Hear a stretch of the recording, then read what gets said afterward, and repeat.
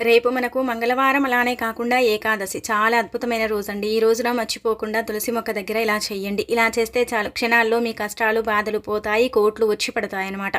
అద్భుతమైన ఫలితాలతో మీ జీవితం మారిపోతుంది. అలానే కాకుండా మీకు మంచి రిజల్ట్ కూడా వస్తుందన్నమాట. తులసి మొక్క గురించి మనందరికీ తెలిసిందే కదా. తులసమ్మ చాలా పవిత్రమైన మొక్కగా పరిగణించబడుతుంది. తులసి కోట దగ్గర మనం ఏది చేసుకున్నా కానీ మనకు బాగా కలిసి వస్తుంది. ముఖ్యంగా ఏంటంటే కనుక లక్ష్మీదేవి అనుగ్రహం కలుగుతుందన్నమాట. సకల దేవతలకు అంటే సకల సంపదలకు ఆది దేవత లక్ష్మీదేవి కదండి. కాబట్టి మీ సంపాదనను పెంచుకోవాలన్నా, మీకుండే ఇబ్బంది అంతా కూడా తొలగించుకోవాలన్నా, మీకు మంచి రిజల్ట్ రావాలన్నా సరే ఈ యొక్క పరిహారాన్ని అయితే తప్పక ఆచరించండి. రేపు తిదివార నక్షత్రం బాగుంది కాబట్టి ఈ విధంగా మీరు పరిహారం చేసుకుంటే మీకేంటంటేనండి ఉండే కష్టాలన్నీ కూడా పోతాయన్నమాట. తులసి మొక్క ఏంటంటే లక్ష్మీదేవి రూపంగా భావిస్తారు. లక్ష్మీదేవి రూపంగా భావించి తులసి మొక్కకి ఏంటంటే కనుక మనం పూజలు చేస్తూ ఉంటాము. ఏ ఇంట్లో అయితే తులసమ్మ గుబురుగా ఉంటుందో ఆ ఇంట్లో లక్ష్మీదేవి ఉందని అర్థం అనమాట. అలానే కాకుండా ఏంటంటేనండి తులసి మొక్క చాలా ఏంటంటే పవిత్రతను కలిగి ఉంటుంది. మన ఇంట్లో దేవతలు ఉంటే తులసి మొక్క గుబురుగా అంటే పెరుగుతూ ఉంటుంది. మన ఇంట్లో దేవతలు లేకపోయినా, దైవానుగ్రహం లేకపోయినా తులసి మొక్క అంటే పెట్టే కొలది ఏంటంటే గనక నిద్రిస్తూ ఉంటుంది. అంటే అదే మరణించటం అండి. కాబట్టి ఏంటంటే గనక మన ఇంట్లో తులసి మొక్క నిద్రిస్తుందంటే గనక మన ఇంట్లో దేవతలు లేనని మనం అర్థం చేసుకోవాలి. అంటే ముఖ్యంగా దైవానుగ్రహం మన ఇంటికి లేనే లేదనమాట. అదే ఉంటే మాత్రం తులసి మొక్క చిన్న మొక్కని తెచ్చిపెట్టినా అదేంటంటే గనక చక్కగా ఎగురిస్తుంది. అక్కడే మనకేంటంటే మన ఇంట్లో దైవశక్తి ఉందా లేదా అనేది తెలిసిపోతుంది. కాబట్టి ఇలా ఈ విధంగా అంచనా వేసేసుకుని మీరు తులసి మొక్కను ఏంటంటే కనుకనండి తెచ్చుకొని చక్కగా మంచి దిశలో పెట్టుకొని పూజించుకోండి. ఇక ఆ తర్వాత రేపు ఏంటంటే తిదివార నక్షత్రం బాగుంది కదా. అసలు తులసి మొక్క దగ్గర మనం ఏం చేయాలో తెలుసుకునే ముందు ఒక చిన్న రిక్వెస్ట్ అండి. వీడియోని పూర్తిగా చూడండి, నచ్చితే లైక్ చేయండి, కొత్తగా చూస్తున్నట్టయితే సబ్స్క్రైబ్ చేసుకోండి. నార్మల్గా ఏంటంటే కనుక తులసి కోట దగ్గర కూడా ఈ పరిహారం చేయండి. ఈ విధానాలను తప్పక ఆచరించండి. ఉదయాన్నే లేవటం, శుచిగా స్నాన కార్యక్రమాలు చేయటం, అలానే కాకుండా ఏంటంటే కనుక ఇలా ఇంటిని వాకిలిని శుభ్రం చేసుకోండి. ఎందుకంటే ఏకాదశి కదండి. ఏకాదశికి చాలా ప్రాధాన్యత ఇవ్వబడుతుందన్నమాట. ఏకాదశి తిథి రోజున అంటే విష్ణు రూపమైన వెంకటేశ్వర స్వామిని మనం పూజించాలి. ఇంట్లో ఏంటంటే వెంకటేశ్వర స్వామి పటాన్ని క్లీన్ చేసుకోండి. స్నాన కార్యక్రమాలు చేసుకున్న తర్వాత ఉతికిన బట్టలు ధరించి వెంకటేశ్వర స్వామి పటాన్ని క్లీన్ చేసుకొని మీ దగ్గర ఉండే పుష్పాలతో ఏంటంటే నిండుగా అలంకరించుకోండి. మంగళవారం ఏకాదశి వచ్చిందంటే చాలా విశేషంగా మనకేంటంటే యోగిస్తుందండి. అలానే కాకుండా మనకు అంటే నెలలో ఏకాదశి వస్తూనే ఉంటుంది, కానీ రేపొచ్చే మంగళవారం ఏకాదశి చాలా పవిత్రతను కలిగి ఉంటుంది అనమాట. ఇలా మీరు వెంకటేశ్వర స్వామి పటాన్ని క్లీన్ చేసుకున్న తర్వాత వెంకటేశ్వర స్వామి పటానికి మీ దగ్గర ఉండే తులసి దళాలు పుష్పాలతో అలంకరించిన తర్వాత పిండి దీపం పెట్టండి. పిండి దీపం పెడితే చాలా మంచిదండి. ఎందుకంటే వెంకటేశ్వర స్వామికి పిండి దీపం కాబట్టి పిండి దీపం పెట్టుకోండి. లేదంటే నార్మల్గా కూడా మనం అంటే దీపారాధన చేయొచ్చు. నిత్య దీపం ఎలా చేస్తామో అలా కూడా చేయొచ్చు. ఆవు నేతితో కానీ నువ్వుల నూనెతో కానీ ఏ విధంగానైనా సరే దీపం పెట్టుకోవచ్చు. పిండి దీపం పెడితే పిండి దీపం పైన గోవింద నామాన్ని వేసేసి పిండి దీపం వెంకటేశ్వర స్వామికి చక్కగా నివేదన చెయ్యండి. ఇలా దీపారాధన చేసిన తర్వాత దీపం ఒకటే ఎప్పుడు పెట్టకూడదండి. దీపానికి మనం ఏంటంటే కనుక నైవేద్యంగా అంటే ఒక పుష్పాన్ని దీపానికి పెట్టిన తర్వాత నైవేద్యంగా మన ఇంట్లో ఉండేది, మనం ప్రత్యేకించి ఏం నైవేద్యాలు చేయాల్సిన అవసరం లేదు. అంటే మనము పాలు కావచ్చు, బెల్లం ముక్క కావచ్చు, చిటికెడంత పంచదార కావచ్చు, అరటిపండు కావచ్చు, లేదంటే మన దగ్గర ఉండే ఫలం కావచ్చు, ఇంకా ఏదైనా కావచ్చు పెట్టుకుంటే సరిపోతుందన్నమాట. ఇలా పెడితే ఏంటంటే అది భగవంతుడికి డైరెక్ట్గా చేరుతుందన్నమాట.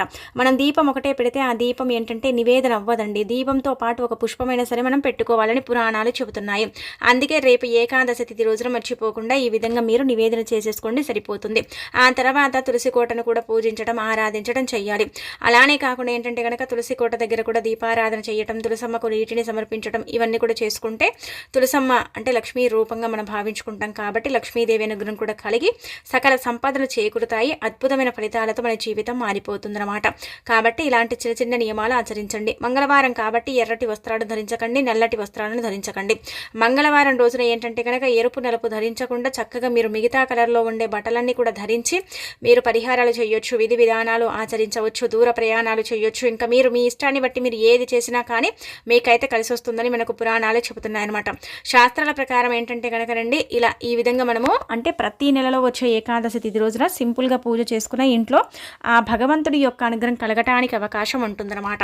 అలానే ఏంటంటే కనుక రండి మీరు మనం చెప్పుకునే విధంగా తులసికోట దగ్గర మనం దీపారాధన చేయడం ఇలాంటివి చేస్తారు కదా.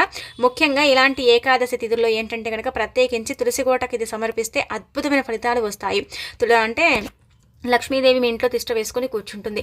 అందుకే మీరు ఒక స్పూన్ అన్ని పాలను తీసుకొని అందులో చిటికెడంతా పచ్చకర్పూరం పొడి, చిటికెడంత కుంకుమ, పసుపుని కలిపి ఆ పాలను ఏంటంటే కనుక తులసి కోట మీద చల్లండి, అంటే ఆ చెట్టు మీద చల్లండి. అలానే కాకుండా ఏంటంటే కనుక మీరు అంటే చెట్టు మొదటి భాగంలో కూడా పొయ్యండి. ఇలా పొయ్యటం వల్ల విపరీతమైన సంపద అండి, ధనాదాయం పెరుగుతుంది, డబ్బు 4 వైపుల నుంచి కూడా వస్తుంది. లక్ష్మీదేవి మీ ఇంట్లో అంటే పీట వేసుకుని కూర్చుంటుందన్నమాట. మీకు కావలసినంత ఐశ్వర్యాన్ని కూడా ఇస్తుంది, చక్కటి అభివృద్ధితో మీరు తొలతూగుతూ ఉంటారని చెప్పొచ్చు. అంటే డబ్బు లేక నరకం చూస్తాము, ఇంట్లో దైవం అనేది అస్సలు కూడా నిల్వ ఉండదు. అంటే ముఖ్యంగా లక్ష్మీదేవి మా ఇంటికి రాదు, మా ఇంట్లో ఉండదు, మేము చాలా ఇబ్బంది పడిపోతూ ఉంటామండి, ఎందుకో లక్ష్మీదేవి అసలు మా ఇంటికి ఎందుకు రాదు, మేము ఇన్ని పూజలు వ్రతాలు నోములు చేస్తాము అయినప్పటికీ కూడా మాకు లక్ష్మీదేవి అనుగ్రహం లేదని బాధపడతారు కదండి. అలాంటి వాళ్ళకి ఏంటంటే కనుక తులసి కోట దగ్గర కావచ్చు, తులసమ్మ అంటే ఆ చెట్టు మీద కావచ్చు, తులసి చెట్టు మీద కావచ్చు, పాలల్లో పచ్చకర్పూరం, కుంకుమ, పసుపు చిటికడే కలపాలి, ఎక్కువ కలపకూడదు, ఎందుకంటే కెమికల్ ఉంటుంది కాబట్టి కొంచెం ఇబ్బంది కలుగుతుందన్నమాట. ఇలా కలిపేసి చల్లేయండి. ఇంకా చూడండి అద్భుతమైన ఫలితాలు వస్తాయన్నమాట. అలానే కాకుండా పాలు ఏంటంటే చాలా పవిత్రతను కలుగుంటాయి. పచ్చకర్పూరం గురించి మనందరికీ తెలిసిందే, కుంకుమ పసుపు గురించి కూడా మనందరికీ తెలిసిందే కాబట్టి ఇలా చల్లేస్తే సరిపోతుందన్నమాట. చాలా మంచి రిజల్ట్ అయితే మీరు చూసేసి ఆశ్చర్యపోతారని చెప్పొచ్చు. కాబట్టి రేపు ఏకాదశి మంగళవారం కావున ప్రయత్నించుకోండి. ఇక ఆ తర్వాత ఏంటంటే కనుక చాలామంది కూడా అండి డబ్బు లేక నరకం చూస్తూ ఉంటారు, ధనం రావాలి ఎలాగైనా సరే డబ్బుని సంపాదించాలని తపన పడిపోతూ ఉంటారు, అయినప్పటికీ కూడా చేతిలో చిల్లి గవ్వ కూడా ఉండదు కదా. అలాంటి వాళ్ళు రేపు ఏకాదశి తిదివార నక్షత్రం బాగుంది కాబట్టి మీరేంటంటే కనుక రాగి నాణ్యం కానీ 5 రూపాయల బిల్ల కానీ ఏదైనా తీసుకోండి, ఇదే తీసుకోవాలని రూల్ ఏమీ లేదు, మీ దగ్గర ఏది ఉంటే అది తీసుకోండి. రాగి నాణ్యం ఉంటే చాలా మంచి రిజల్ట్ వస్తుంది. ఒకవేళ లేకపోతే 5 రూపాయల బిల్లని తీసుకొని కొంచెం పాలతో కడిగితే అది పవిత్రంగా మారుతుంది. అలా మారిన ఈ యొక్క 5 రూపాయల బిల్లని ఏంటంటే కనుక తులసి మొక్క మొదట్లో పెట్టాలండి, అంటే మట్టిలో పాతి పెట్టాలన్నమాట. ఇలా మట్టిలో పాతి పెట్టేసి మీరు గట్టిగా సంకల్పం చెప్పుకోండి. ఇదంతా కూడా మీరు ఎప్పుడు చేయండి అంటే కనుక మీ పూజా కార్యక్రమం అంతా కూడా అయిపోతుంది కదండి. అంటే సింపుల్గా మనం పూజ చేసుకున్న తర్వాత మన పనులంతా కూడా అయిపోయిన తర్వాత 5 రూపాయల బిల్లుని అంటే చేతిలో పట్టుకొని సంకల్పం చెప్పుకోవాలి. ధన ద్వారాలు తెచ్చుకొని డబ్బు రావాలని, డబ్బు లేని సమస్య అంతా కూడా పూర్తిగా తొలగిపోవాలని, అద్భుతమైన ఫలితాలతో మీ జీవితం మారాలని ఈ విధంగా మీరు సంకల్పం చెప్పుకొని ఆ తర్వాత తులసి మొక్క మొదట్లో ఈ 5 రూపాయల బిల్లును పెట్టి వదిలేయండి. ఎంతసేపు పెట్టాలండి అంటే కనుక ఉదయం పెడితే సాయంత్రం తీసుకోండి, సాయంత్రం పెడితే రాత్రికి అంటే తెల్లారిన తర్వాత తీసుకోండి. ఎలా తీసుకున్నా కానీ ఫలితం వస్తుంది. తులసి మొక్క మొదట్లో పెడుతున్నాం కాబట్టి మనం చేతిలో పట్టుకునే తులసి మొక్క మొదట్లో పెడతాం కాబట్టి మీ చేతిలో చిల్లి గవ్వ లేకపోయినా సరేనండి, మీరేంటంటే కనుక చక్కగా అంటే ధనాన్ని చూడగలుగుతారు, మీరే అభివృద్ధిని అంటే చూసుకోగలుగుతారు, అంచలంచలుగా ఎదుగుతారు. అద్భుతమైన రిజల్ట్ అనేది మీకు వస్తుందన్నమాట. చాలా బాగుండే పరిహారం అండి, చాలా చక్కగా మీకు అంటే ఇబ్బంది లేకుండా చేసుకునే పరిహారం, చాలా చక్కగా సిద్ధించే పరిహారం కాబట్టి చేసేసి ఫలితం పొందండి. ఇక ఆ తర్వాత రేపు మంగళవారం కదండి, అప్పుల బాధలు అధికంగా ఉంటూ ఉంటాయి, అప్పు చేస్తూ ఉంటాం, తీర్చుకోలేం కదా.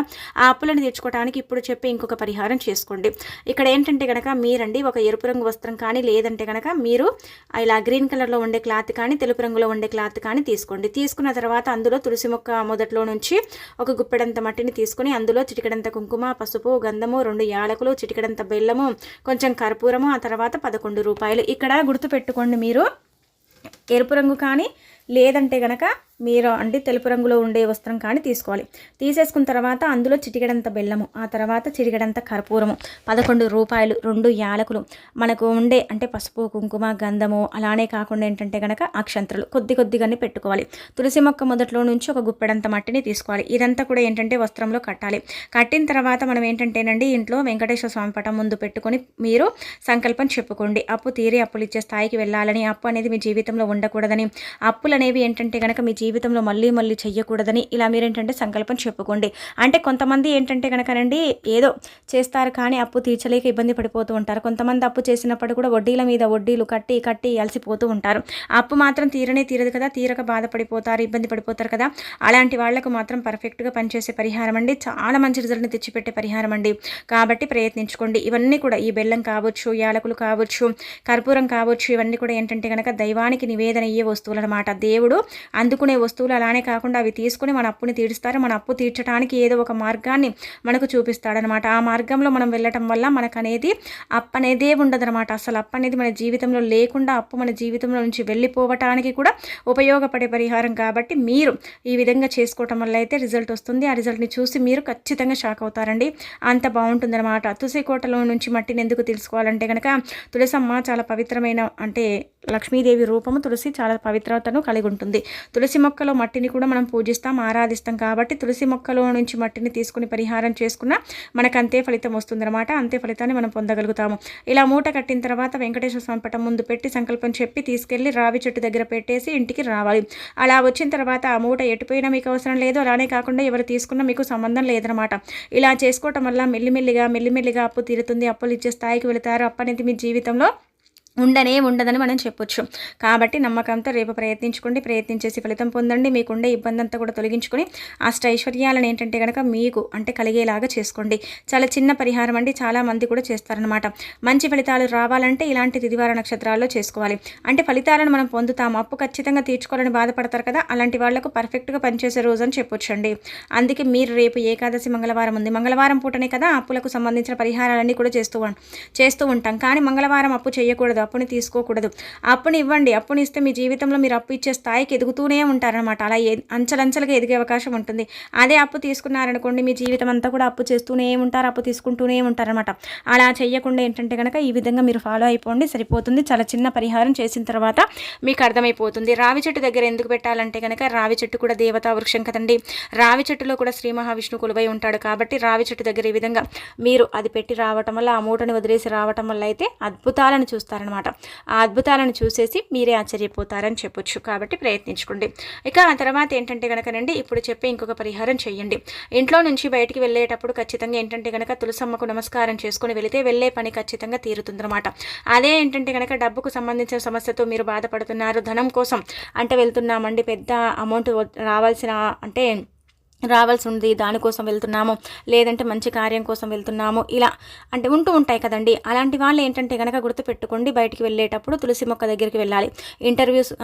ఇంటర్వ్యూ కోసం వెళ్ళినా, లేదంటే కనుక ఎగ్జామ్స్ కోసం వెళ్ళినా, లేదంటే కనుక ఇంకా ఏదైనా సరే మంచి కార్యం కోసం, అలానే కాకుండా శుభకార్యాల కోసము, ఇలా మనం ఎవరైనా బంధువుల ఇంటికి వెళ్ళినా, అలానే కాకుండా ఇంకా మీ ఇష్టం అండి, మీరు ఎక్కడికి వెళ్ళినా అండి, మంచి జరగాలని కోరుకునేవారు, మంచిగా అభివృద్ధి ఉండాలని కోరుకునేవారు, అంతా కూడా మంచి ఫలితాలను పొందాలనుకుంటారు కదా. అలాంటి వాళ్ళు ఏంటంటే కనుక తులసి కోట దగ్గరికి వెళ్ళి నమస్కారం చేసుకోవాలి. తులసమ్మ లక్ష్మీదేవి రూపం కాబట్టి ఆమెకు నమస్కారం చేస్తే, తులసి అంటే లక్ష్మీదేవి రూపం కాబట్టి లక్ష్మీదేవి ఏంటంటే కనుక అనుగ్రహాన్ని ఇస్తుందన్నమాట. అనుగ్రహం ఇస్తే ఏమవుతుందంటే కనుక డబ్బు వస్తుందండి, మనం వెళ్ళిన పని జరుగుతుంది, మనకంతా కూడా బాగుంటుంది, మంచి ఫలితాలను మనం చూడగలుగుతామన్నమాట. అందుకే మీరు తులసి కోటకి ఇలా ఈ విధంగా ఏంటంటే కనుక సంకల్పం చెప్పుకొని వెళ్ళండి. అమ్మ ఈ పని కోసం వెళ్తున్నాం తల్లి, మేము క్షేమంగా వెళ్ళి లాభంగా వచ్చేలాగా చూడు, ఆ పని ఖచ్చితంగా జరిగేలాగా చూడు తల్లి, నువ్వు తలుచుకుంటే ఆ పని జరుగుతుందమ్మా అని సంకల్పం చెప్పుకొని వెళ్ళండి. అలానే కాకుండా ఏంటంటే కనుక తులసి మొక్క మొదట్లో మట్టి ఉంటుంది కదండి, ఆ మట్టిని తీసుకొని కంఠం దగ్గర కానీ నుదుటి భాగాన కానీ విభూదిలాగా పెట్టుకోండి. అంటే విభూదిలాగానే అది మట్టిని పరిగణించబడుతుంది. ఎందుకంటే కనుక ఆ మట్టి మనం పెట్టుకుంటే కనిపించదండి. చాలా మంది కూడా కనిపిస్తుందేమో, ఎవరైనా మనం అనుకుంటారేమో అని సందేహపడతారు, కానీ ఆ మట్టి కనిపించదు. ఇది చాలా మంది చేస్తారు. ఎక్కువగా ఏంటంటే కనుక వేద పండితులు ఉంటారు కదా, అలాంటి వాళ్ళు, కొంచెం కోటీశ్వరులాగా ఉన్నవాళ్ళు, కొంతమందికి సెంటిమెంట్స్ ఉంటూ ఉంటాయి కదా, అలాంటి వాళ్ళు ఎక్కువగా చేస్తారండి. కావాలంటే మీరు ఒకసారి ప్రయత్నించండి. ఇప్పుడు మీరు ఇంట్లో నుంచి బయటికి వెళుతున్నారు, ఉద్యోగం కోసం వెళ్తున్నారు, ప్రమోషన్ కోసం వెళ్తున్నారు, ఖచ్చితంగా అందులో మేము పాస్ అవ్వాలండి, ఆ ప్రమోషన్ ఏంటంటే కనుక సక్సెస్ అవ్వాలి, మాకు ఉద్యోగం రావాలండి అని కోరుకుంటారు కదా. మీరు అంటే క్యాజువల్గా అండి, మీరేం పెద్దగా ఇందులో ఇంట్రెస్ట్ పెట్టకండి. మీరు అక్కడికి తులసికోట దగ్గరికి మీ ఇంట్లో ఉంటే వెళ్ళండి. వెళ్ళేసి ఏంటంటే కనుక తులసి మొక్కలో నుంచి మట్టిని తీసి తులసమ్మకు నమస్కారం చేసుకుని వెళ్ళండి. చూడండి మీరే మార్పుని మీరే అంటారు తర్వాత. బాగా చెప్పారండి, చాలా బాగా అర్థమైంది, మాకైతే మంచి ఫలితం అయితే వచ్చిందండి, మేమే ఆశ్చర్యపోయాము, మాకు ఇంటర్వ్యూ అనేది సక్సెస్ అయిపోయిందండి, మాకు ఉద్యోగం కూడా వచ్చిందండి అని అనుకుంటారు. ఇలా దీని పరంగానే అని కాదు, మీరు ఎగ్జామ్ రాయడానికి వెళ్తున్నారు అనుకోండి, ఆ ఎగ్జామ్లో కూడా మీరు బాగా పాస్ అవ్వాలి, మంచి మార్కులతో పాస్ అవ్వాలి కదా. అలా మంచి మార్కులతోనైనా సరే మీరు పాస్ అవ్వాలంటే కనుక ఖచ్చితంగా ఈ విధంగా అయితే ఆచరించుకోండి. మీరు చూసి షాక్ అయిపోతారనమాట. అంత బాగుంటుందండి, అంత మంచి ఫలితాన్ని తెచ్చిపెట్టే పరిహారాలు కాబట్టి ఈ విధంగా ఆచరించుకోండి. అన్నీ కూడా మీకు ఉపయోగపడతాయి, అన్నీ కూడా మీకు సిద్ధిస్తాయి. కాబట్టి మీరు ఎంత నమ్మకంతో చేస్తారో, ఎంత గట్టిగా సంకల్పం చెప్పుకుంటారో అంతే మంచి ఫలితాలను అయితే పొందుతారు. ఏదో చేశామంటే చేశాములో చెయ్యాలి ఇంకా తప్పదనకుండా అంటే చేసుకుంటే తప్పదనుకుంటానే ఫలితాలు వస్తాయి, అంటే కొంచెమే ఫలితాలు వస్తాయి. అదే నమ్మకంతో అంటే మాకు జరుగుతుంది, మేము చేసే పరిహారాలు సిద్ధిస్తాయనుకొని మీరు అంటే సంకల్పాలు చెప్పుకొని చేసుకుంటే మాత్రం ఖచ్చితంగా అయితే మంచి ఫలితాలు ఉంటాయండి. ఆ ఫలితాలను చూసి మీరు షాక్ అవుతారనమాట. దైవానుగ్రహం అనేది లభిస్తుంది. దైవానుగ్రహంతో పాటు మీరు పట్టిందల్లా బంగారం అవుతుంది. లక్ష్మీదేవి మీ ఇంట్లో తిష్ట వేసుకొని కూర్చుంటుంది. అదృష్టము ఐశ్వర్యంతో పాటు ఎనలేని సంపద మీ సొంతం అవుతుందని మనకు పురాణాలే చెబుతున్నాయి. కాబట్టి ప్రయత్నించుకొని ఫలితం పొందండి. ఇలా మంగళవారం ఏకాదశి వస్తే దానికి ఎక్కువగా శక్తి ఉంటుంది కాబట్టి ఆ రోజు చేసే పరిహారాలు కూడా పనిచేస్తాయండి.